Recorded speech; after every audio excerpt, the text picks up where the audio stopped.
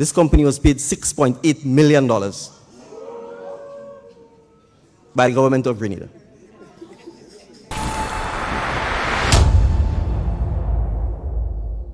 In what could be considered some of the most damning allegations of alleged corruption by the previous administration, Prime Minister of Grenada, the Honorable Deacon Mitchell, outlined a few outrageous and pretty much alarming spending by the previous administration.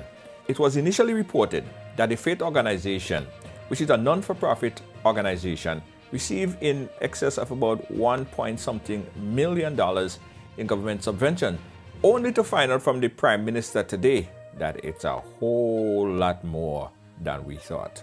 Well, the name changed, so I will give you the original name and the current name. We encountered an organization called Faith Organization for People's Development, Inc. Now, the organization is incorporated under the Companies Act as a not-for-profit company. In 2 years, between 2020 and July of 2022, this company was paid $6.8 million by the government of Grenada.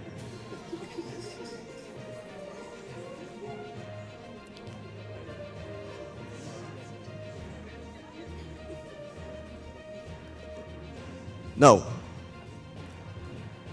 in addition to that, the then Cabinet of Grenada passed a cabinet resolution handing over 3 community centers located in St. Andrews Southeast to that same organization. Community centers meant for the community, meant for use of the people, was handed over to this company, to this not-for-profit company. Now,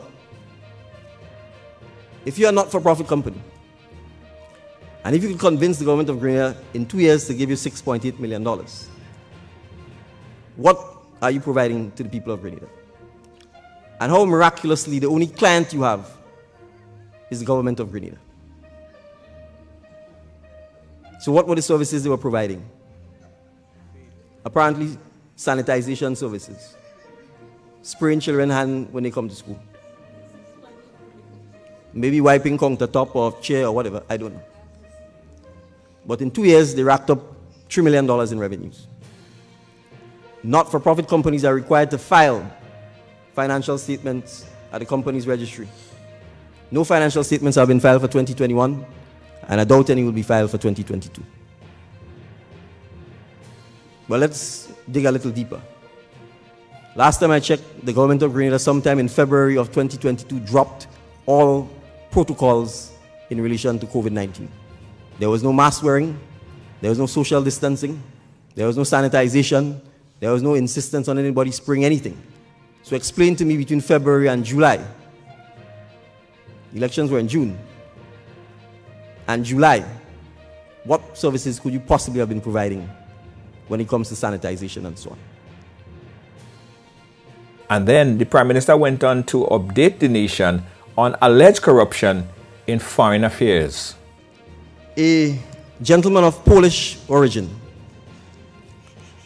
applied apparently to be made ambassador at large on behalf of the citizens of Grenada. That gentleman was told, and it appears that the cabinet, the then cabinet, agreed to appoint the gentleman as ambassador at large. He was told that in order to do so, he needed to pay US $290,000 to the state of Grenada.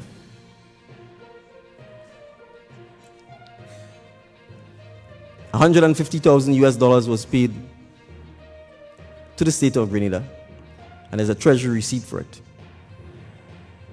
Another $140,000 US was paid to the New National Party South St. George office. Let me repeat that.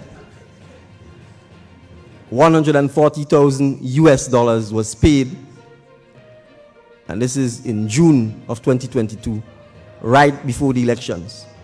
$140,000 US paid to the New National Party South St. George office. We have the records. So since the cabinet conclusion said it was $290,000 to the state of Grenada, last time I checked, the Constitution does not establish the New National Party South St. George office as part of the state of Grenada. So my free advice now is that the New National Party South St. George office, or the New National Party for that matter, should kindly hand over to the state of Grenada.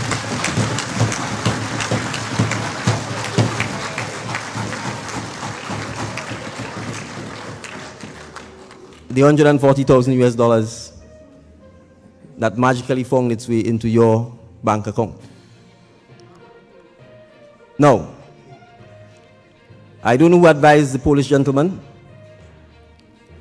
but as a good colleague of mine said, this must have been Wagiti Bingo. And you clearly gambled and lost. The gentleman has been asking back for his money.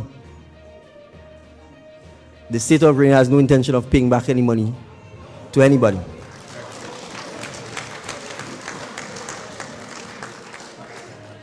But I also want to point out and give some free advice to the South St. George branch of the New National Party that you might have to pay back the man his money. But that is free advice. You could take it or leave it. But no, it didn't stop there. There were also allegations of widespread spending and wastage by the previous administration leading up to the election. Under our democracy, there are three arms to the state: the parliament, the executive, and the judiciary. We all ask, when we run for elections, to be elected to parliament. Parliament is an equal arm of the state, just like the cabinet of ministers. Parliament has to have its own budget, and the parliamentary offices have to be resourced from the parliamentary budget. The NNP administration, since 2016, took the vote that was allocated for parliament, placed it in the Prime Minister's office, and ran the parliamentary offices out of the Prime Minister's office. And the Prime Minister, now the leader of the opposition, admitted that the Prime Minister's office had no capacity, and it should never have, because that's not its job, to run or administer the offices of the members of parliament. And so what did he do? He contracted out those services to a private company called CJ's Managerial Services. And just so you understand that this isn't some joke, between 2016 and 2022, CJ's Managerial Services was paid over $13 million.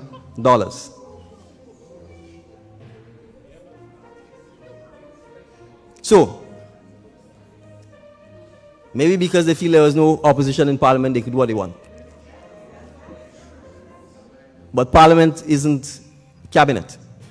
Now, these allegations that was listed accounts for spending of over about $50 million. But I want to demonstrate to you the kind of wastage that occurs and whether we get value for money. In the parish of St. George only,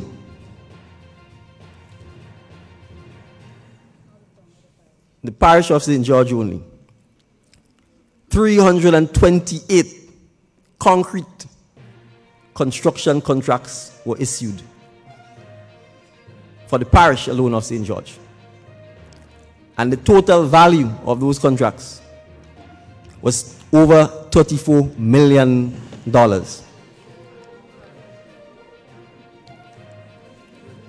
So let me repeat. 328 contracts were issued, construction, concrete, drains, pavements, for the parish of St. George only. to a value of over $34 million. Now, citizens of Grenada, particularly those of you who live in St. George, I want you to walk around St. George, drive around St. George, and show me where the $34 million is in improvement to your infrastructure. But for now, we sit and we wait for information from the previous administration and its leadership onto the alleged wastage and probably what could be considered the borderline corrupt practices. The fact that the past administration was all over the place. As long as it remained in power, that's all that mattered. We cannot continue like that. If we are going to spend $50 million in 8 months, you shouldn't have to ask, where is the $50 million? It should be clear, it should be demonstrable, and it should be measurable. Well, keep it locked to Ride Along Live. We'll give you continuous updates on this story.